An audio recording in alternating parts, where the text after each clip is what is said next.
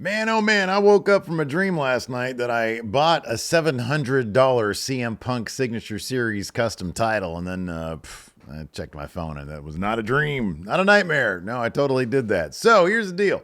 I'm going to talk about CM Punk here in just a second because he has been announced. He made his return to SmackDown last night as the fifth man on the OG Bloodline. What a great swerve that was. That title hopefully will be showing up in the next week or two, and I'm going to be doing a live unboxing of it. I'll give you guys my CM Punk thoughts here in a second, but I said something last night on that video of mine. I said I'll be doing an AEW watch-along today. Here's the thing about watch-alongs. They're super boring. So this is what I'm going to do. At 3:30 Pacific, 6:30 Eastern, I'm going to do an hour and a half long live stream over at my Twitch channel, which I have rebranded Wrestling Juice. So it's twitch.tv/Wrestling Juice. And that's because I tried to rebrand it because it was MF Steve here. I was trying to rebrand it to Wrestle Juice. I was trying to get the channel name Wrestle Juice, but somebody took that. I'm in active negotiations right now to get that name on the channel. But in the meantime, I swooped the Wrestling Juice name. So that's my name over at Twitch. Because I did that video not long ago about that one channel that's Wrestling Juice. And it's like Wrestling News Now. And I swear there's something afoot there. So I decided to go on the offensive and I stole the twitch.tv/Wrestling Juice name.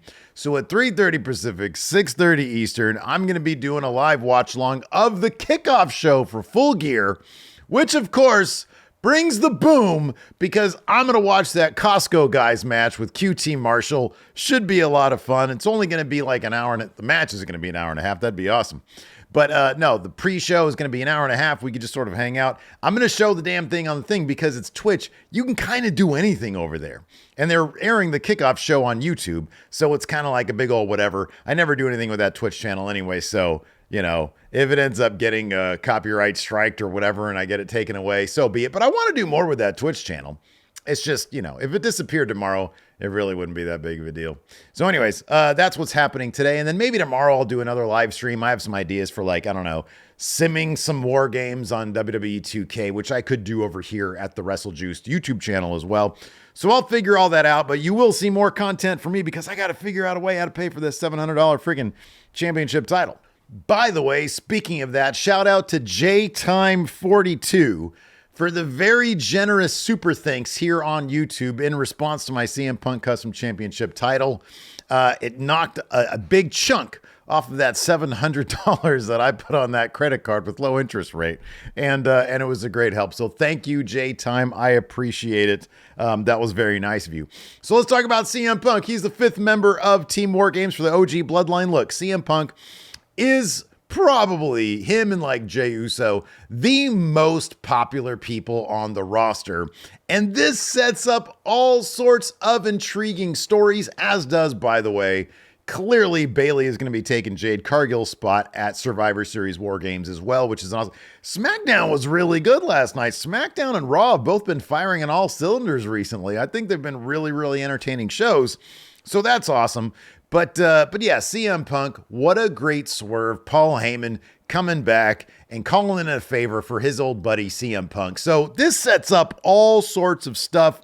Not only do we get some more interaction between CM Punk and Paul Heyman, which is always an absolute joy.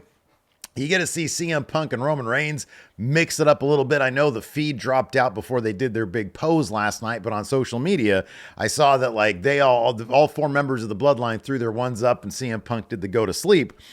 But countering Bronson Reed with CM Punk instead of Seth Rollins, because Seth Rollins put his foot down and said no, even though he got laid out last week by Bronson Reed thanks to a distraction from Solo Sikoa. So maybe Seth would have been like, hey, you know what? Maybe I will show up and do this for OG Bloodline. But that's off the table now because CM Punk is the fifth member. This sets up all sorts of stuff heading into WrestleMania season, of course. First up, let's talk about this.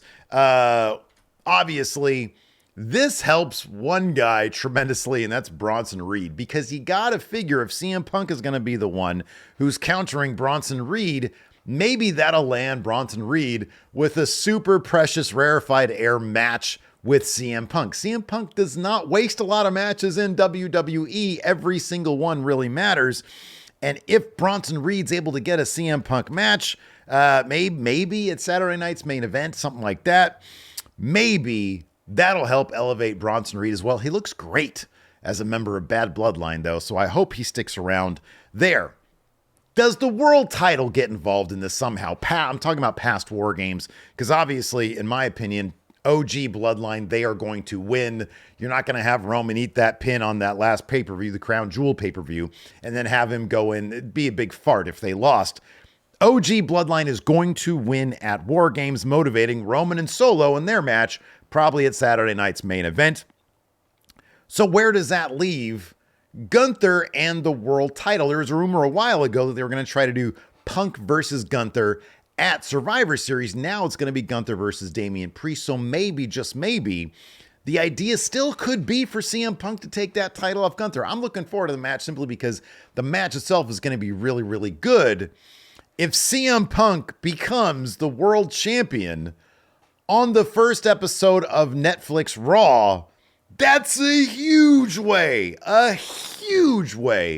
to debut Raw on Netflix. It should do huge numbers. We won't know what those numbers are for reals because they'll probably just pump out some fake shit, but that is a distinct possibility. Gunther's title reign, while it's produced a couple of really, really good matches, I don't know that everybody is super on board with how it's progressed so far. And I think that if Netflix really wants the biggest stars on their show and they can't get Roman Reigns or Cody Rhodes, having CM Punk and Seth Rollins feuding over the world title on Raw is probably the way to go.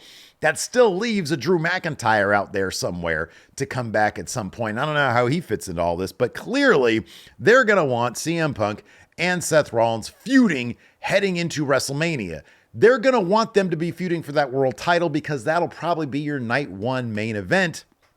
CM Punk versus Seth Rollins. If CM Punk walks in as champion, probably retains over Seth Rollins, so he gets his WrestleMania main event deal. Where does that leave Seth Rollins, though, if Punk beats Gunther on the first episode of Netflix Raw? Royal Rumble. I feel like whoever takes on Cody Rhodes at WrestleMania, probably The Rock, maybe a triple threat with Roman Reigns. You don't need the Rumble for that. Those guys already have the credentials to just get that match with Cody Rhodes. Sure, maybe you can have Roman win Elimination Chamber for that spot, or you can have Seth Rollins win Elimination Chamber for his Punk spot. But the Punk Rollins thing is going to be really, really hot. So either one of those members of the Shield, not Jon Moxley, Roman Reigns or Seth Rollins ends up winning the Rumble, gets their ticket punched to WrestleMania. I feel like Rollins would be a more fun spot for him to win the Rumble and take on CM Punk at WrestleMania. This should be an awesome feud. This is going to be up there with the Drew McIntyre CM Punk feud. Really looking forward to it. So there's a lot of really great options on the table right now for all the players involved. The safe pick, the Vince McMahon pick, probably would have been Seth Rollins. They do the Shield fist bump thing, and then who gives a fuck, right? But this is Triple H. This is the guy booking the show. And so now with CM Punk stepping into this role, a lot of drama, a lot of good stuff. That crowd reaction to both Heyman showing up in his Solo Sikoa suit and CM Punk, that cult of personality, man, oh man, that was electric. That was huge. That was awesome. So yeah, really good stuff. Let me know what you guys think in the comments below. What did you guys think of CM Punk as the fifth man? Would you have rather seen Seth Rollins? Would you have rather seen... I know some people have said Brock Lesnar out there. I just have no desire to see Brock Lesnar these days. But would you have rather seen somebody else or approach it in a different way? I love when Roman Reigns, you got to sharpen up on your lip reading because Roman's in there. He says, "What are you doing here?" And Punk's like, "I'm here with Heyman." And Roman's like, "I don't even know you, man." And he's like, "Well, Heyman knows me. He's vouching for me. That's why I'm here." Did you hear the pop? People aren't chanting OTC when I show up. They're chanting CM Punk. Oh, it was good stuff. So yeah, hopefully I'll see you guys later on today. Twitch.tv/WrestlingJuice. I just wanted my name, man. I just wanted WrestleJuice. But somebody else took it. I found out who they are. I'm in active negotiations to get the WrestleJuice name back. But for right now, I stole the Wrestling Juice name from whoever has got that channel on YouTube. I got that. I snagged that one. It's for my Twitch now, twitch.tv/WrestlingJuice. Go check it out, and I'll see you guys later.